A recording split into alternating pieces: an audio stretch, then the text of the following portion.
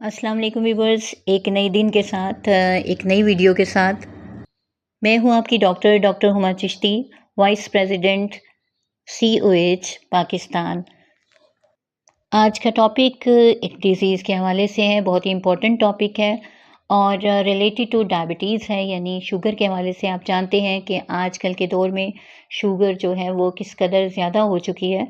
Diabetes के हवाले से बात कर रही हूँ। तो इसी हवाले से बात करते हुए आपको ये शेयर करती चलूँ कि डायबिटिक फुट का प्रॉब्लम ड्यू टू न्यूरोपैथी बहुत ज़्यादा हो जाता है और मोस्टली ये देखने में आता है और इवन इतना ज़्यादा क्रिटिकल इशू हो जाता है कि बात एम्पुटेशन तक पहुंच जाती है। तो हम बात करेंगे इस प्रॉब्लम के हवाले से कि जिसकी वजह से बात एम्पुटेशन तक यानी ऑर्गन को काटने तक पहुंच जाती है। पाँव का हिस्सा ही काट दिया जाता है, बाज़ औक़ात टाँग काट दी जाती है, कोई उँगली काटनी पड़ जाती है। तो हम बात करेंगे गैंग्रीन के हवाले से। बहुत ही ज़्यादा सीरियस कंडीशन होती है और बहुत ही फैटल कंडीशन है, जिसके हवाले से आज आपको इन्फॉर्मेशन दूँगी, अवेयरनेस दूँगी और इसका solution according to homeopathic medicine. जैसा कि आपको बताया, गैंग्रीन जो प्रॉब्लम है बहुत ही मुहलिक किस्म का मर्ज़ है और ख़तरनाक किस्म का मर्ज़ है। इसमें टिश्यूज़ की डेथ हो जाती है, यानी सेल डेथ होती है और ये ग्रीनिश ब्लैकिश किस्म की जो अपीयरेंस है वो नज़र आती है, यानी स्किन कुछ इस किस्म की हो जाती है। होता क्यों है? ये ब्लड की सर्कुलेशन का कट ऑफ हो जाना होता है, यानी जिस ऑर्गन में ब्लड सप्लाई प्रॉपर्ली नहीं हो रही, वहाँ पर ये कंडीशन डेवलप कर जाती है। और मोस्टली आप देखें तो डायबिटिक जो पेशेंट होते हैं उनकी जो पेरिफेरल जो एरियाज़ होते हैं, यानी उनकी एक्सट्रीमिटीज़ में, उनके हाथों में, पाँव में, बाजुओं में, टाँगों में ब्लड सर्कुलेशन कुछ स्लो होती है और इसी वजह से वो इस चीज़ का शिकार हो जाते हैं। तो ये एक सीरियस कंडीशन है in which loss of blood supply causes tissue death. यहाँ आपको ये क्लियर करती चलूँ कि गैंग्रीन जिस्म के किसी भी हिस्से को मुतासिर कर सकता है, लेकिन ख़ास तौर से ये टोज़ से स्टार्ट होता है, यानी पाँव के अंगूठों से और पाँव से स्टार्ट होता है। फिंगर्स और हेड जो है इसमें इन्वॉल्व होते हैं और ये किसी इंजरी की सूरत में भी सामने आ सकता है। इन्फेक्शन या ऐसी कोई लॉन्ग टर्म कंडीशन जो ब्लड सर्कुलेशन को डिस्टर्ब कर दे। काइंडली वीडियो को पूरा देखा कीजिए, टाइम टू टाइम, साथ-साथ मेडिसिन का भी ज़िक्र होता है और बहुत सी इन्फॉर्मेटिव बातें होती हैं जो आप पूरी जब वीडियो नहीं वॉच करते तो वो स्किप आउट हो जाती हैं। यहाँ आपको बताती चलूँ कि ब्लड सर्कुलेशन को बेटर करने के लिए हमारी मेडिसिन ऑक्सीजीनम और कार्बोवेज बहुत अच्छी मेडिसिन है, जो ब्लड सर्कुलेशन को बेटर करती है और फ्लो ठीक कर देती है। यहाँ अब बात करते चलें उन सिम्पटम्स के हवाले से जो गैंग्रीन के सिलसिले में नज़र आती हैं। याद रखिए कि स्किन की जो अपीयरेंस है वो रेड और पर्पल होगी, यानी सुर्ख और जो कुछ जामनी से रंगत की होगी, पर्पल रंग की होगी। और ये है कि सम टाइम ऐसा होता है कि मुतासरा हिस्सा बिल्कुल ब्लैक हो जाता है, काला हो जाता है या ब्राउन ब्लैक नज़र आता है।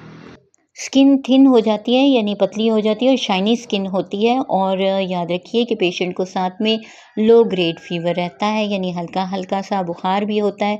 ये ड्यू टू इन्फेक्शन होता है, साथ ही साथ लॉस ऑफ सेंसेशंस हो जाता है, वहाँ पर सेंसेस नहीं काम करती, जो हिस्सा मुतासिर होता है, और स्किन स्वेल कर जाती है उस हिस्से से जहाँ ये मसला दरपेश होता है।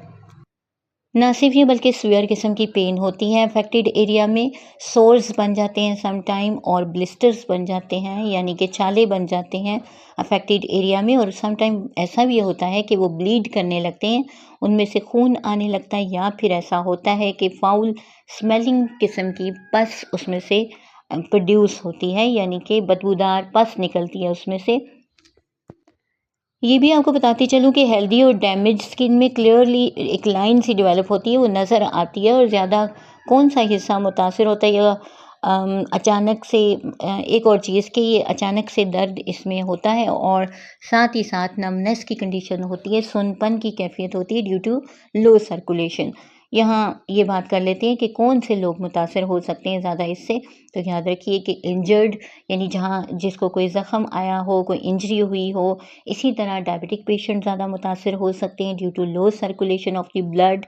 आर्थरोस्क्लेरोसिस के पेशेंट इसके शिकार हो सकते हैं, क्योंकि आर्थरोस्क्लेरोसिस के हवाले से आगे भी बात करूँगी, बिकॉज़ जो है कोलेस्ट्रॉल की वजह से अगर ल्यूमेन तंग हो जाए आर्टरीज़ का तो ये प्रॉब्लम हो जाती है और इसकी वजह से फिर क्लॉट वगैरह बन जाता है और ब्लड सप्लाई प्रॉपर नहीं हो पाती।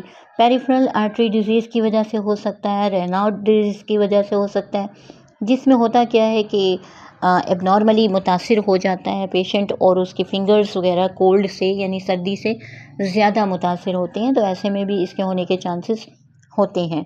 मोस्टली इसकी 2 टाइप्स होती हैं और ड्यू टू आर्टीरियल ब्लॉक होता है ये, यानी कॉजेज़ कह लीजिए, कॉजेटिव एजेंट के थ्रू जो टाइप्स हैं वो आर्टीरियल ब्लॉक है और इसमें एक्सट्रीमिटीज़ की बिल्कुल वाइट हो जाती हैं और फिर सर्दी लगती है या फिर सुन्न सी कैफियत होती है, बिल्कुल बेहिस्सी का सा आलम होता है और फिर पार्ट जो है बड़ा पेनफुल होता है, यानी अगर वो पाँव है तो वो बहुत दर्द करता है, हाथ में अगर प्रॉब्लम हुआ है तो ऐसा होता है। ग्रेजुअली ये हिस्सा ड्राई करने लगता है, यानी खुश्क होता जाता है और फिर थ्रोम्बोसिस आहिस्ता आहिस्ता लिम्स में जाता है, यानी ब्लड क्लॉटिंग का जो सिलसिला है, खून का ब्लॉक हो जाने का जो सिलसिला है, सर्कुलेशन का ना पहुंचना, उसमें लिम्स तक पहुंच जाता है, यानी पूरा एक अज़ा मुतासिर हो जाता है और यूं गैंग्रीन फैलती जाती है। सेकेंड टाइप सेनाइल गैंग्रीन होती है, यानी बुढ़ापे में ज़्यादातर ये डेवलप करती है और ज़्यादातर एजेड पर्सन्स में होती है। तो ये आर्टीरियोस्क्लेरोसिस की वजह से होती है, जैसा कि मैंने स्टार्टिंग में बताया कि ये कोलेस्ट्रॉल के ज़्यादा होने की वजह से होता है और शरेयानों के तंग हो जाने की वजह से होता है। तो अगर ये गैंग्रीन जो है, गैंग्रीनस इन्फेक्शन जो है तमाम बॉडी में पैदा हो जाए तो सेप्सिस की कंडीशन पैदा हो जाती है। सेप्सिस पे मेरी एक फुल वीडियो मौजूद है जो अपलोड कर दी गई हुई है, आप यूट्यूब पे देख सकते हैं फुल इन्फॉर्मेशन। और ये सेप्सिस फिर पेशेंट को सेप्टिक शॉक दे सकता है, जिसमें उसका लो ब्लड प्रेशर हो सकता है, उसका टेम्परेचर नॉर्मल से कुछ कम हो जाता है और बुखार भी होता है। न सिर्फ ये बल्कि उसकी हार्ट बीट जो है वो फास्ट हो जाती है और लाइट हेडेडनेस महसूस करता है, शॉर्टनेस ऑफ ब्रेथ भी होती है, सांस लेने में तंगी और कन्फ्यूजन का एहसास होता है। अब हम बात करेंगे इसकी कॉजेज़ के हवाले से कि ऐसा क्यों होता है। जी, तो एक वजह है लैक ऑफ ब्लड सप्लाई, यानी खून का प्रॉपर सप्लाई ना होना मुख्तलिफ अज़ा तक। इसके अलावा कोई इन्फेक्शन इसकी कॉज हो सकती है और फिर ट्रॉमा इसकी कॉज हो सकती है, जैसा कि मैंने बताया, कोई एक्सीडेंट, कोई इंजरी, कोई ज़ख़म ऐसा जो भर ना रहा हो। और अब हम बात करते हैं इसकी प्रॉपर टाइप्स के हवाले से। स्लाइड सा आपको बयान करूँगी, इसकी कोई 6 टाइप्स हैं जिसके हवाले से आपको बताती चलूँ। सबसे पहले ड्राई गैंग्रीन है और वेट गैंग्रीन, ज़्यादातर तो यही फेमस हैं।